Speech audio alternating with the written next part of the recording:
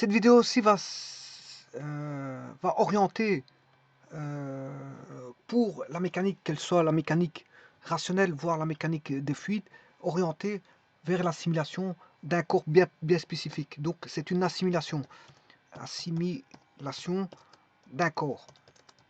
Alors la physique distingue différents types d'états d'un corps. Alors je vous rappelle qu'un corps, il est dans un espace-temps, hein. Bon, c'est un corps, c'est un système qui va être faire l'objet d'une étude, un corps solide, un corps liquide, voire un corps gazeux, peu importe, qui va subir, je veux dire, on va lui faire subir une étude de ces systèmes au travers d'un référentiel pour lequel on va ressortir des équations et on va, le tout c'est de trouver les équations qui régissent la loi du corps. C'est surtout ça. Alors, on peut avoir un corps en mouvement ou en absence de mouvement. Alors, s'il est en mouvement, ça dépend. S'il est en MRU, il peut encore être considéré comme un état d'équilibre. Mais sinon, on va assimiler l'état d'équilibre d'un corps quand il ne bouge plus. Mais, comme je vous ai dit, le mouvement rectiligne uniforme pour un corps solide est considéré comme aussi un état d'équilibre, hein. Donc, l'équilibre mécanique, principalement, on va dire principalement, c'est quand il y a absence de translation et de rotation. Il n'y a plus de mouvement.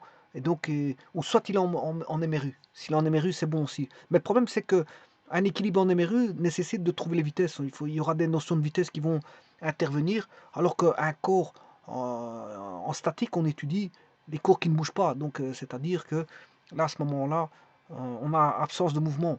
C'est-à-dire, on va regarder les positions d'équilibre d'un corps. Les positions d'équilibre d'un corps. On va étudier les positions d'équilibre. On peut étudier aussi les positions d'équilibre, les forces, étudier des forces qui vont donner de l'équilibre, mais on peut aussi faire une étude d'une stabilité en bougeant quelques forces ou des positions pour voir si on a toujours une stabilité ou pas. Voilà, on va faire ce qu'on appelle, je sais plus comment on appelle ça une étude c'est une discussion, une discussion mécanique comme il existe des discussions en mathématiques. Bon, donc l'assimilation d'un corps, le corps peut être de plusieurs états. Les principaux états qui sont repris en science sont le corps, le corps peut être solide, il peut être rigide, liquide. Donc le corps peut être solide, liquide ou gazeux. Bon, ici je vais retirer ceci parce que je me suis trompé. Le corps peut être solide, liquide, je vais y arriver, je m'excuse, ou gazeux. Bon, maintenant il y a encore d'autres états qui peuvent être pris en compte, des états condensés. Par exemple, on peut prendre par exemple le plasma. Le plasma peut être étudié à part de ces trois états-là, solide, liquide et gaz. Bon, principalement c'est ça, c'est-à-dire que là on distingue les différents corps, ces différents corps au point de vue moléculaire, voire atomique. C'est au travers des forces de cohésion. Ici, par exemple, les forces de cohésion pour le solide, ils sont considérées comme fortes, alors que pour les liquides, elles sont faibles, et pour les gaz, elles sont nulles. Et donc, ce qui se passe, c'est que, bon, pour le solide, il faut il n'a pas besoin. Bien sûr, le solide, il est dans un espace-temps, un environnement espace-temps, et donc si il n'est pas posé sur quelque chose, ou il n'est pas suspendu, ou il ne tient pas sur quelque chose, il tombe. C'est ce qu'on appelle la loi de la gravitation. Donc le corps sera soumis à des forces de contact, voire des forces extérieures, telles que la gravitation, les forces de contact, des forces électriques, des forces magnétiques, voilà, voilà, ou des forces tout autres. Bon, il y a différents types de forces. Voilà, le solide sera soumis à des forces extérieures, toujours, et le liquide, c'est pareil. Que ce soit pour le solide, liquide et les gaz, il y a toujours des forces. Alors, qu'est-ce qui va faire que on a. Alors, je vous rappelle aussi que liquide et gaz sont des fluides, hein. Et ça, justement, je vais arriver à la définition de ce qu'est un fluide. Voilà, c'est le groupement des liquides et des gaz. Maintenant, qu'est-ce qui fait, euh, qu'est-ce qui fait la mécanique? Ben, la mé- Tout d'abord, il faut savoir que la mécanique s'occupe des milieux continus, c'est-à-dire des milieux constitués d'une infinité triple de particules ponctuelles, donc elles sont considérées comme ponctuelles, identifiables, ayant chacune un mouvement déterminé. Donc, c'est ça un milieu continu. C'est une infinité de points, une infinité de points, et bien sûr, il n'y a pas de vide. C'est-à-dire dans cette infinité ponctuelle de points, il n'y a pas de vide entre les particules du milieu, qui sont bien sûr pris en compte. Donc c'est une infinité triple de points où il n'y a pas de vide. Donc il y a une continuité du milieu, si vous voulez. C'est ça que ça veut dire. Il y a une continuité du milieu. Il n'y a pas de vide entre deux points. Donc c'est-à-dire que pour passer d'un point à l'autre, on a toujours un point. Entre deux points, il y a toujours un point. C'est comme entre les réels. Entre deux réels, il y a toujours un réel. Donc ça veut dire qu'on a un milieu qui est identifiable à des valeurs réelles. C'est ça que ça veut dire. On peut donner à tout point une valeur. Alors, on n'a pas de vide entre les particules, mais il ne peut pas se créer de vide. Hein. Il ne peut pas se créer de vide hum, dans ce milieu-là. Donc c'est ça un milieu continu. Et donc justement, la mécanique s'occupe des milieux continus, c'est-à-dire des milieux constitués d'une infinité triple de particules ponctuelles identifiables par une valeur. Hein. Si on met un repère, identifiable par une valeur, et ayant chacun un mouvement déterminé. Alors là, c'est là que je veux dire, certains de ces milieux continus possèdent des propriétés particulières, et justement, c'est ça. C'est ça que je vais mettre, ces milieux continus. Si je prends le cas du solide, quelle est la particularité du solide, du liquide et du gaz? Eh bien, c'est une question de déformation. Tout est une question de déformation. Que ce soit en mécanique de fluide aussi, Alors, maintenant, supposons que je prenne un solide, comme je vous ai dit, mais cette fois-ci un solide indéformable. Solide indéformable.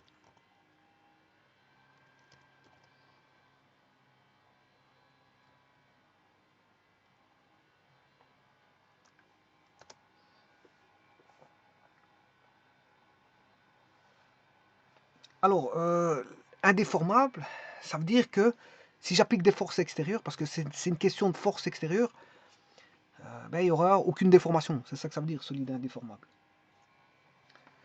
En d'autres termes, les particules sont invariablement liées les unes aux autres.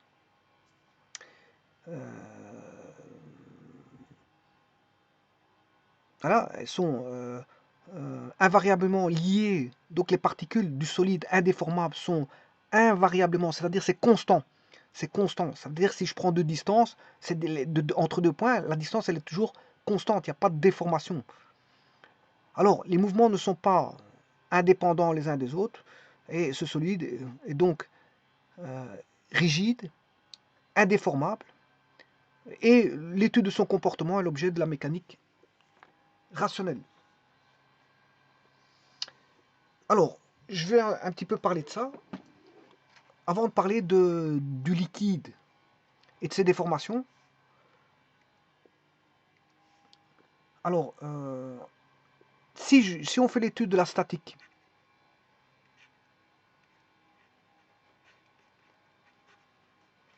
pour un solide indéformable, ben, on définit d'abord le solide comme étant un corps matériel indéformable. Alors, vous savez très bien que tous les corps matériels se déforment, plus ou moins sous l'action, bien sûr, des charges. Quand je dis des charges, ce sont des forces qu'ils supportent. Mais bien sûr, dans la mesure où les déformations sont très petites, hein, devant les dimensions du système. Donc on a des petites déformations. Alors on les néglige complètement, ces petites déformations, on les néglige complètement pour l'étude de l'équilibre statique. Pour l'étude de l'équilibre statique, on les néglige.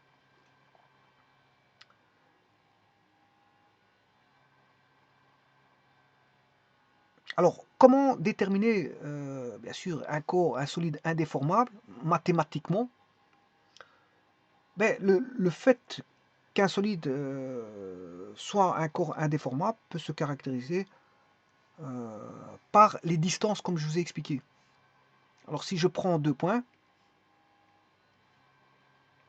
du corps, ça c'est un corps indéformable, voilà, AB. Donc AB, bien sûr, ce sont les positions de deux particules quelconques du solide, bien sûr, hein, qui est un milieu continu. Je rappelle que je peux toujours trouver un point, hein. Quel que soit l'endroit où je veux prendre un point, je peux toujours trouver un point de ce solide, puisque c'est un milieu continu. Il n'y a pas de vide. Et il ne peut pas se créer du vide. Donc voilà, les hypothèses sont claires et nettes là-dessus. Il peut pas se créer de, il n'y a pas de vide, il peut pas se créer de vide. En plus de ça, le solide ici, s'il y a des petites déformations, on les néglige. Voilà, donc ça veut dire qu'il n'y a pas de déformation. Donc c'est idéal, hein. C'est un point de vue idéal, parce que tous les corps se déforment. C'est un point de vue idéaliste. Donc là, on peut se prendre la distance comme étant donc deux positions, et donc de deux particules en tout point, bien sûr, de ce solide. Deux points quelconques, hein. Ici j'ai pris deux points quelconques, A et B. Alors, si je prends le module du vecteur AB, je peux le travailler en module, hein, en distance ou en vecteur. Voilà, ici je peux travailler en vecteur, pourquoi pas. Vecteur AB. Eh bien, le vecteur AB, son module est constant.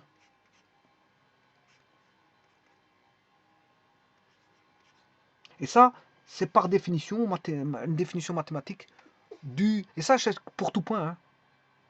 Voilà, c'est pour tout point. Donc, quel que soit le point du solide indéformable, quel que soit le point du milieu continu qui est le solide indéformable, où on peut trouver un point quelconque sur ce solide, en n'importe quel endroit, ben, si je prends deux distances, les distances ou un vecteur, hein, un vecteur formé de deux points, ben, la norme est constante.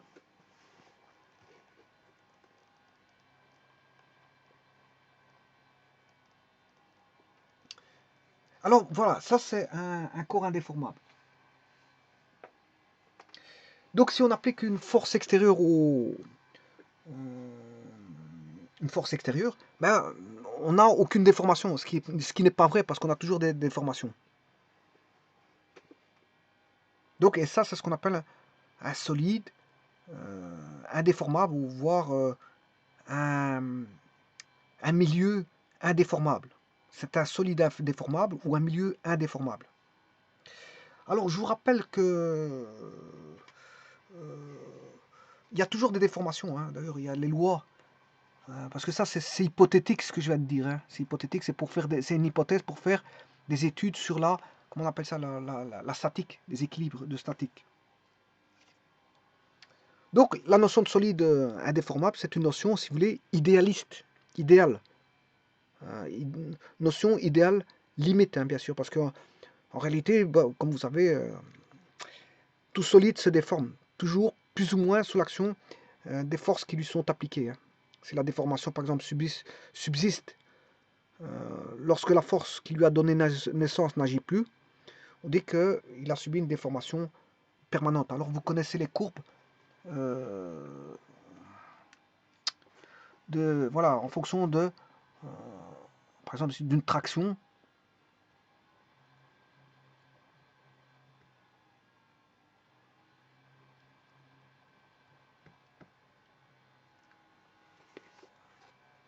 Alors, si je mets la contrainte de traction en abscisse,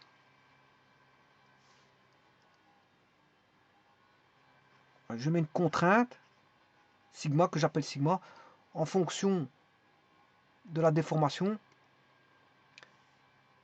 Ici, je vais appeler ça déformation, voilà. Et donc, ici, si je pars d'ici, ben, Là, on a l'élasticité, et puis il y a toute...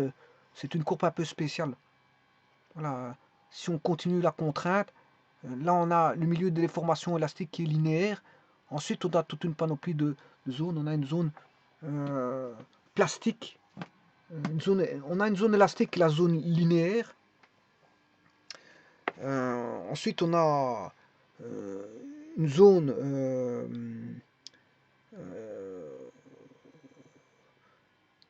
on a différentes zones.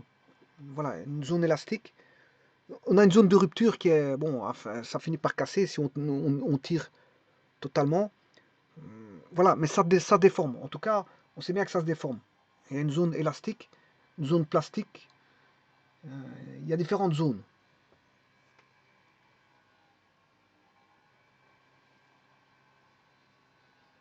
Et donc, dans cette zone élastique, ben, on a voilà, la loi de Hooke, hein, qui est delta L, l'allongement, hein, la déformation, est l'inverse, bon, bien sûr, du coefficient. Enfin, on a une proportionnalité. Je peux écrire la proportionnalité. Alors, la déformation, je peux l'appeler delta L. Alors, dans la zone élastique, il y a une propriété qui est delta L est égal à K fois L0 F sur S. Alors ça, c'est la contrainte, hein, F sur S. C'est une contrainte.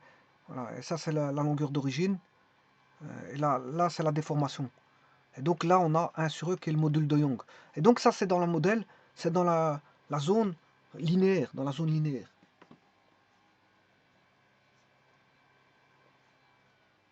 Alors, qu'est-ce qu'on peut avoir dans les déformations? Ça, c'est en fonction, bien sûr, d'une force. Hein. Vous voyez qu'il y a une force.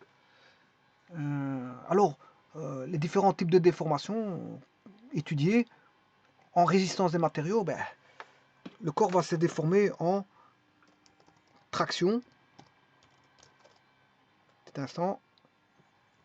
Je sais pas ce qui se passe. Traction. En compression. En cisaillement.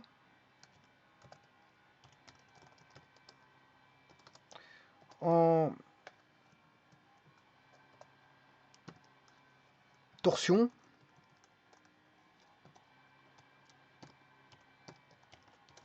En flexion. Voilà, et ça, c'est toutes les déformations du solide. Voilà. Mais on est loin du solide indéformable. Hein. Parce que justement, le solide indéformable, il ne se déforme pas. Voilà. Par contre, là, ceci, ça, c'est des lois de déformation. C'est toutes des lois de déformation. Avec différentes zones d'élasticité, de plasticité, voilà, et de rupture. Et donc, il y a des lois derrière tout ça. Il faut étudier la résistance des matériaux pour voir ces lois-là. Et donc, ça concerne les solides. Les solides. Quel que soit le type de solide, on a toujours ça. Mais les courbes sont différentes suivant le type, bien sûr, le type de matériaux. Et donc, là, on va avoir des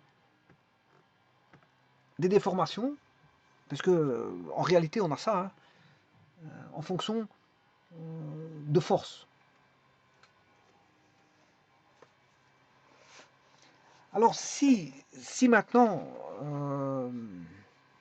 au niveau des déformations, là c'est quand il y a des déformations, parce que auparavant j'avais défini le solide indéformable. Ici, je suis en train de définir le solide déformable. Donc au solide indéformable s'oppose le solide déformable. Donc le solide indéformable, ben, les particules sont invariablement liées les unes aux autres, les mouvements ne sont pas indépendants les uns des autres, le solide est donc rigide, indéformable, et l'étude de son comportement est l'objet de la mécanique rationnelle. C'est en mécanique rationnelle qu'on étudie les corps indéformables. Maintenant, pour les corps, s'il s'agit de corps déformables, bien sûr, vous aurez compris que c'est la résistance des matériaux qui étudie ça. Hein. C'est le solide rigide, quelque part, il n'existe pas, on a toujours des déformations. Il existe une certaine déformabilité qui tend à écarter les particules les unes des autres, jusqu'à une certaine limite, bien sûr, où les forces de cohésion disparaissent, ce qui engendre la rupture. Donc on peut aller jusqu'à la rupture du matériau. Et ce solide déformable est étudié, bien sûr, comme je vous l'ai dit, en résistance des matériaux. Alors, on a deux cas de figure qui peuvent se produire. Enfin, on a des cas de figure qui peuvent se produire avec déformation. Ben, on peut avoir une déformation non permanente ou non permanente. Alors, si on a une déformation permanente, alors ici, moi, je suis dans, bien sûr, dans les solides déformables, hein. Donc, je vais le marquer tout de suite. On est dans les solides déformables. Et dans les solides déformables, ben, on a ben, le non permanent, la déformation permanente et non permanente. Déformation permanente. Et là, à ce moment-là, la déformation permanente, c'est la zone, euh, la zone plastique. C'est la zone plastique, hein. Et si on dépasse cette zone plastique, ben, on a la rupture, hein, plastique. Maintenant, la déformation non permanente, ben, c'est là où la loi de Hooke s'applique. C'est la zone élastique. Déformation non permanente, c'est-à-dire qu'il peut revenir à son origine, à sa, à sa longueur originelle. Déformation non permanente. Là, c'est la zone élastique. Et donc, ça qui fait l'étude de ça, c'est la mécanique, enfin la résistance des matériaux. Alors, on définit aussi le coefficient de Poisson, hein. Une tige qui s'allonge par traction subit en même temps une diminution transversale. C'est normal quand on tire voilà, une éprouvette, hein, une tige par exemple, qui est peut-être prise en tant qu'éprouvette. Si on l'allonge, on la tire par traction, mais ses dimensions transversales diminuent. C'est normal parce que vous tirez, donc ces dimensions diminuent. Et l'expérience montre justement que la contraction transversale, en valeur relative bien sûr, est proportionnelle à l'allongement relatif. Et inversement, si on comprime, là à ce moment-là, ça va grossir, hein. Et donc, on a delta A sur A égale moins sigma delta L sur L. Voilà, voilà, moins sigma delta L sur L. Donc je pourrais écrire ceci, ou le sigma est le coefficient de Poisson. Je vais l'écrire dans un petit instant. Donc je pourrais écrire que la loi, c'est delta A sur A. Donc, delta A sur A est égal à moins sigma delta L sur L.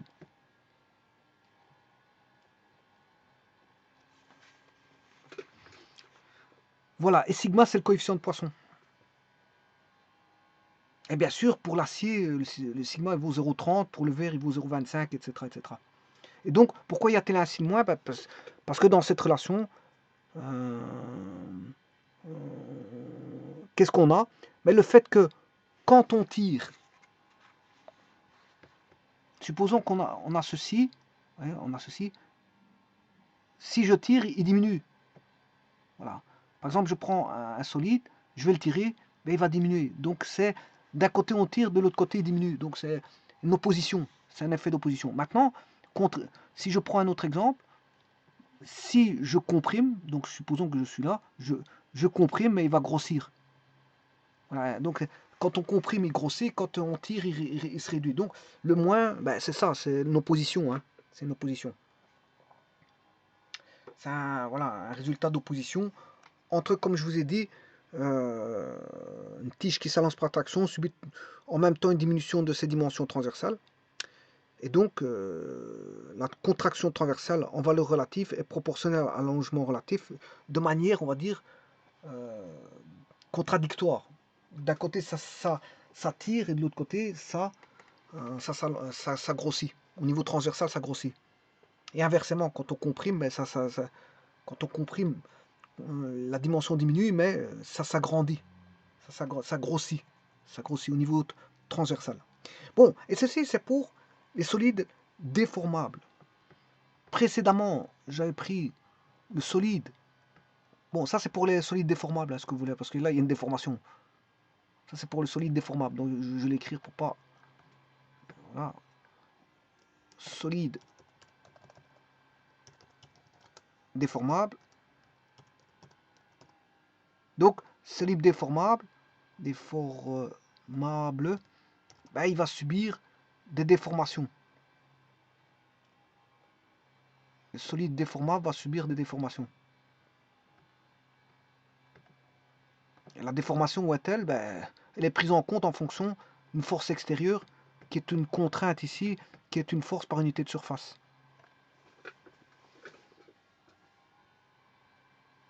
Alors bien sûr, des exemples de corps déformables, il y en a toute une panoplie. Par exemple, ben, ils sont tous déformables, tous les corps. Ben, par exemple, je peux donner des exemples. Alors, les fluides sont considérés comme déformables, hein. Alors les fluides, c'est les liquides et les gaz. Les corps élastiques, comme les ressorts, qui reviennent à leur position, c'est pour ça qu'on dit élastique. Les corps formés de plusieurs solides articulés, par exemple un compas, il est considéré comme déformable. Voilà, donc ici, des corps déformables, on peut donner toute une panoplie. Maintenant, je vous rappelle que euh, dans les forces extérieures, dans un élément de construction, si je prends un élément de construction, les principaux types d'appui, on en a différentes sortes, hein. On a les forces extérieures, qui peuvent être des forces linéaires ou forces angulaires, voilà, qui peuvent être appliquées en appui local ou en appui suivant une répartition, hein. Par exemple, la foudre, le vent, la neige, sur comment on appelle ça, un toit, mais ça constitue une charge. Le toit peut tomber si c'est trop fort, hein. Donc on peut avoir des forces linéaires appliquées localement, voire des forces angulaires qui est un couple. Alors dans les forces linéaires, comme je vous ai dit, on peut avoir des forces locales ou réparties, et on peut avoir des forces angulaires qui est un couple. Voilà. Alors on peut avoir des forces de liaison, bien sûr. Alors à ce moment-là, il faut voir les différents types d'appui. On a les types d'appui à rouleau, les types d'appui, enfin les appuis à rotule qui sont les articulations. On peut avoir les encastrements parfaits, tralali, tralala. Bon, tout ça, ça concourt à avoir voilà, un espèce d'inventaire, voilà, d'inventaire de force pouvant agir sur un élément de construction. Et ça s'étudie en résistance des matériaux. Donc c'est un inventaire donc, de force agissant sur un élément de construction. Et donc là, bien sûr, vous aurez compris qu'on a des déformations, hein. On a des déformations aussi. Bon, ceci étant dit, maintenant je vais voir ce qui concerne les liquides et les gaz, donc les fluides.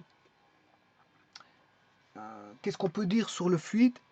Ben, l'état fluide, c'est justement l'état opposé, si vous voulez, à l'état solide.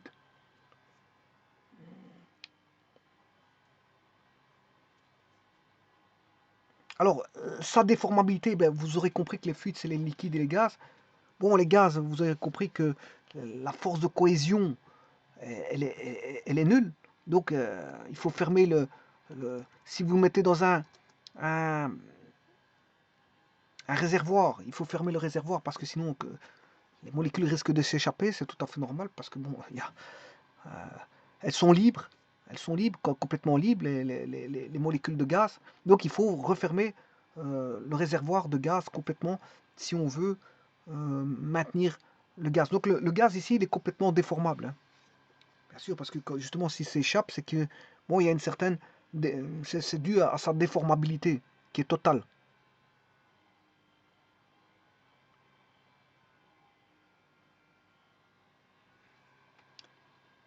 Alors,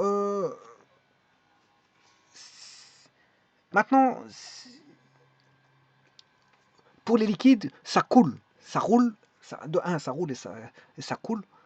Les molécules roulent entre elles, et donc il faut aussi le mettre dans un vase, ou un récipient, ou un déversoir, ou ce que vous voulez. Il faut un récipient.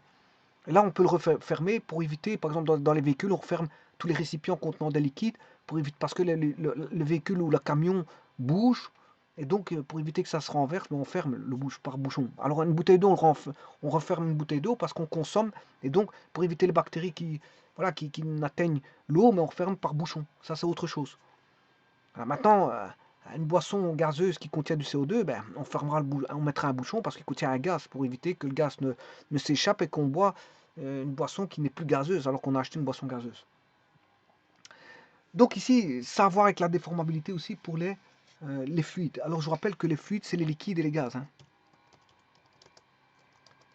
Alors comme je vous ai dit, les solides déformables sont étudiés en mécanique rationnelle. Les solides indéformables, les solides indéformables sont étudiés en mécanique rationnelle. Les solides déformables sont étudiés en résistance des matériaux. Et bien sûr, les fluides sont étudiés en mécanique des fluides. Et là, on a bien sûr, comme je vous ai dit, euh, une déformabilité qui est totale. Donc, il faut les contenir dans des récipients. Et rien ne s'oppose aux variations de forme de la matière, hein, ici. Rien ne s'oppose aux variations de forme de la matière. Et il existe plusieurs variations de forme. Alors, si la variation de forme s'effectue à volume constant, le fluide est dit liquide et incompressible. Voilà, et ça, les fluides, les liquides sont étudiés, en mécanique des fluides. Hein. Donc, si la variation de forme s'effectue à volume constant, donc il va se déformer, mais tout en gardant le même volume, ici le fluide sera dit liquide et considéré comme étant incompressible. Pourquoi incompressible? Parce que le volume est resté constant. Le volume est resté constant. Bien qu'il se soit déformé. Il se soit déformé, mais son volume est resté constant. Si maintenant la variation de forme s'accompagne d'une variation de volume, contrairement au liquide où là le volume est constant, là on a une variation de forme qui s'accompagne d'une variation de volume, le fluide est dit compressible. Donc vous voyez que tout est une question de, voilà, de variation de forme, donc de déformation. Alors la transformation, bien sûr, qui est la variation de volume ici, va s'accompagner généralement de phénomènes calorifiques. Et donc là, à ce moment-là, on va l'étudier non plus en mécanique des fluides, mais en thermodynamique. En thermodynamique. On va l'étudier en thermodynamique. Donc il y en a un, il va se déformer. C'est les liquides. On a une variation il va se déformer, variation de forme, à volume constant. C'est les liquides.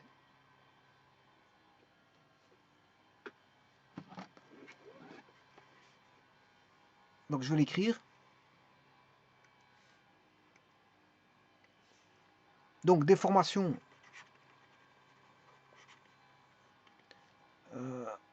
à volume égale constante. Là, c'est des liquides. Mais une déformation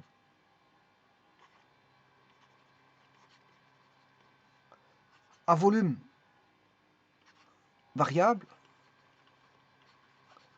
c'est pour les gaz. Là, on a des variations de température, et donc c'est la thermodynamique qui s'occupe de ça. C'est le domaine d'étude, c'est la thermodynamique.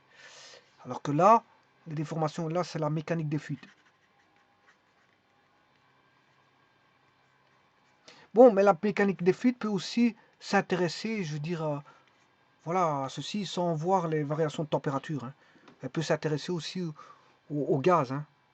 La mécanique des fluides peut s'intéresser au liquide ou au gaz, mais maintenant il y a les limites de la mécanique des fluides. À un moment donné, elle passe la main, c'est comme la physique, elle passe la main à la mécanique, ou parfois la mécanique passe la main à la mécanique, à la statique, voilà, et ainsi de suite. Parfois on passe la main à un autre domaine, voilà, on a des sous-domaines. Donc vous voyez que là, c'est la mécanique des fluides. Pour ce qui concerne des fluides, pour la mécanique des fluides, ce sera enfin, pour les fluides, on peut l'étudier en mécanique des fluides. ou en thermodynamique. Alors que euh, les solides, ben, il y a deux cas de figure. Soit on a une déformation, un solide, où il n'y a aucune déformation, c'est hypothétique, ça n'existe pas, parce que tout solide peut se déformer. Et donc ça, c'est une hypothèse de travail pour la statique. Là, c'était une hypothèse de travail pour la statique. C'est les solides indéformables. On considère les solides comme étant indéformables. Ce qui n'est pas vrai, parce que tout corps est déformable. Tout corps est déformable. Et donc là, à ce moment-là, il y a aussi la partie voilà, des solides qui sont pris cette fois-ci dans l'étude réaliste et non plus idéaliste. Et là, si on étudie les solides déformables, c'est plutôt réel, ça, puisque ça se déforme. C'est ce qui n'est pas réel, c'est ce qui est indéformable. Donc ça, c'est idéaliste, mais ce sont des hypothèses de travail. Voilà. Et donc là, les solides déformables, c'est étudié en résistance des matériaux. Tout ça, c'est étudié en résistance des matériaux.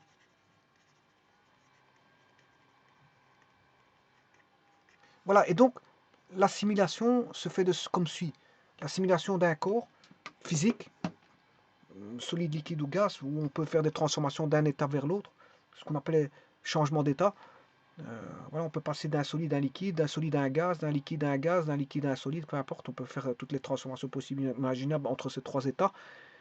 Eh bien, ces trois états-là, alors bon, je vous ai dit que tout d'abord, en commençant, que on peut définir d'autres états d'études indépendamment de ceux-là. Hein. On peut étudier le plasma. Voilà. Voilà. Et donc, l'assimilation d'un corps à soit on peut avoir un solide déformable, solide indéformable, le liquide, voire le gaz. Et tout ça, c'est étudié dans des domaines spécifiques différents. Je vous remercie.